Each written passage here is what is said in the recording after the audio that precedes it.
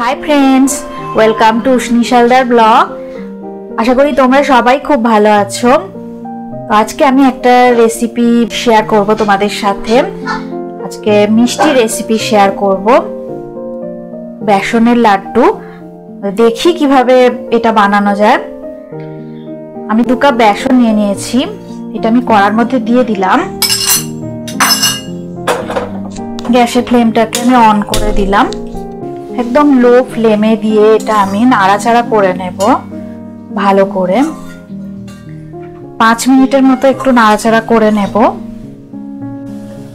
যেসব নতুন বন্ধুরা আমার চ্যানেলটাকে এখনো সাবস্ক্রাইব করোনি তারা এই চ্যানেলটাকে অবশ্যই সাবস্ক্রাইব করে নেবে, আর যারা আমার চ্যানেলটাকে সাবস্ক্রাইব করেছো তাদেরকে অসংখ্য ধন্যবাদ।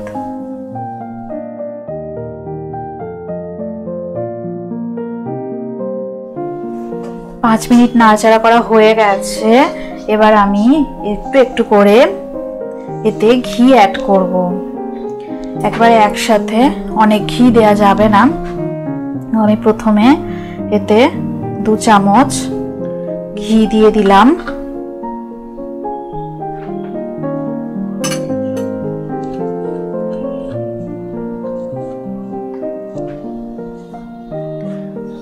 ভালো করে বেসনের সাথে মিশিয়ে নেব।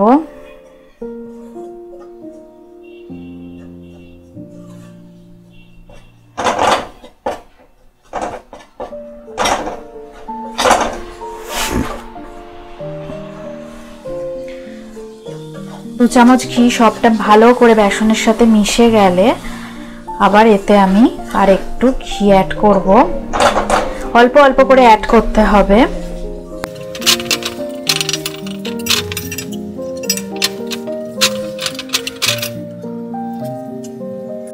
এবার আমি 6 চামচ ঘি অ্যাড করব। এই ঘিটাকে মিশিয়ে নিতে হবে। তারপরে আবার দরকার হলে আর একটু অ্যাড করা যেতে পারে, নাহলে লাড্ডুটা ভালো পাকানো যাবে না একসাথে বেশি ঘি অ্যাড করে দিলে। এইভাবে আস্তে আস্তে আমি এটা পুরোটাই মিশিয়ে নেব ভালো করে বেসনের সাথে। এইভাবে আমি 20 মিনিটের মতন নাড়াচাড়া করে নেব লো ফ্লেমে রেখে। 2 কাপ বেসনে আমি 8 চামচ ঘি দিয়েছি। 8 চামচ ঘি দেবার পর আমি 20 থেকে 22 মিনিট এটাকে লো ফ্লেমে রেখে নাড়াচাড়া করে নেব।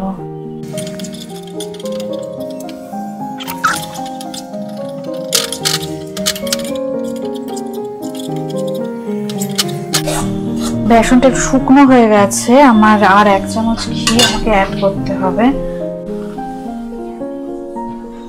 আমি আর 1 চামচ ঘি দিয়ে দিলাম।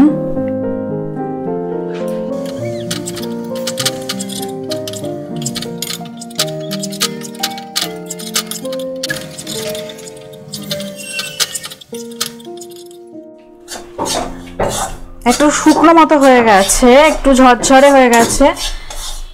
দেখো কালারটা অনেকটা চলে এসেছে, এই যে একটু লাল লাল কালারটা চলে এসেছে। আমি আরো 2 চামচ ঘি এতে দিয়ে দিলাম।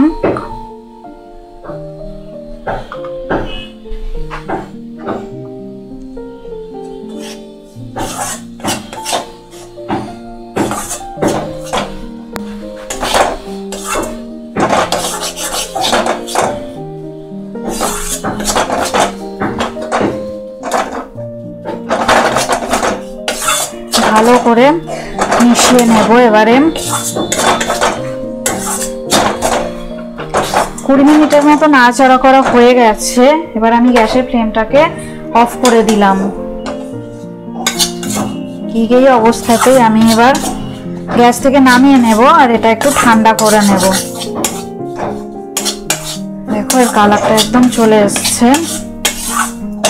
ফ্লেমটাকে বন্ধ করে দিয়ে আমি এটা নামিয়ে নেব, আর একদমই রাখা যাবে না। এটা অল্প অল্প গরম আছে, এই অবস্থাতেই আমি এলাচের গুঁড়ো দিয়ে দিলাম, সামান্য এলাচের গুঁড়ো দিয়ে দিলাম, আর 1 কাপ চিনি এর মধ্যে আমি মিশিয়ে দিলাম, 2 কাপ বেসন, 11 চামচ ঘি আর 1 কাপ চিনি। লাড্ডুটা বানাতে মোট আমার এই উপকরণগুলোই লেগেছে, এই পরিমাণ লেগেছে। এবার ভালো করে আমি মিশিয়ে নেব। চিনিটা ভালো করে মিশিয়ে নিচ্ছি বেসনের সাথে। এটা একটু গরম থাকা অবস্থায় করতে হবে, একদম ঠান্ডা হয়ে গেলে হবে না। তো হালকা হালকা গরম অবস্থাতেই এটা মাখিয়ে নিতে হবে। চিনিটা মিশে গেছে।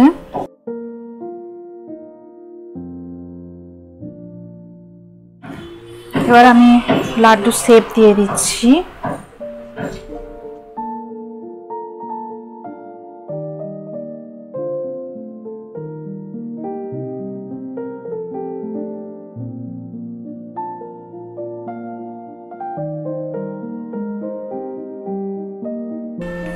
এভাবে আমি বেসনের সব লাড্ডু বানিয়ে নেব।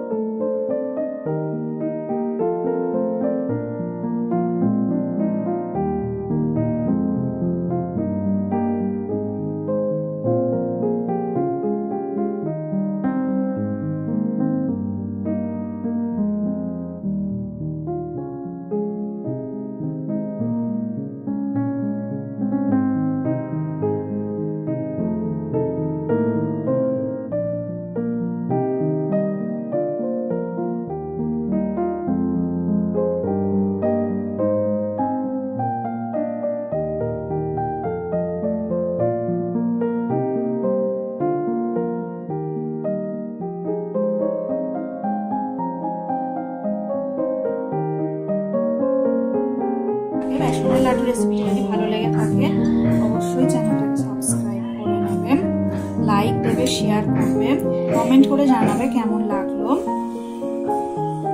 সবাই ভালো থাকবেন, সুস্থ থাকবেন, আমাদের চ্যানেলে অবশ্যই থাকবেন।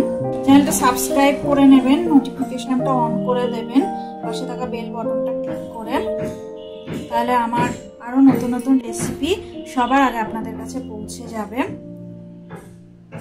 অবশ্যই কমেন্ট করে জানাবেন যে রেসিপিটা কেমন লাগলো। আজকের মতো টাটা, পরের ভিডিওতে আবার আপনাদের সাথে দেখা হবে।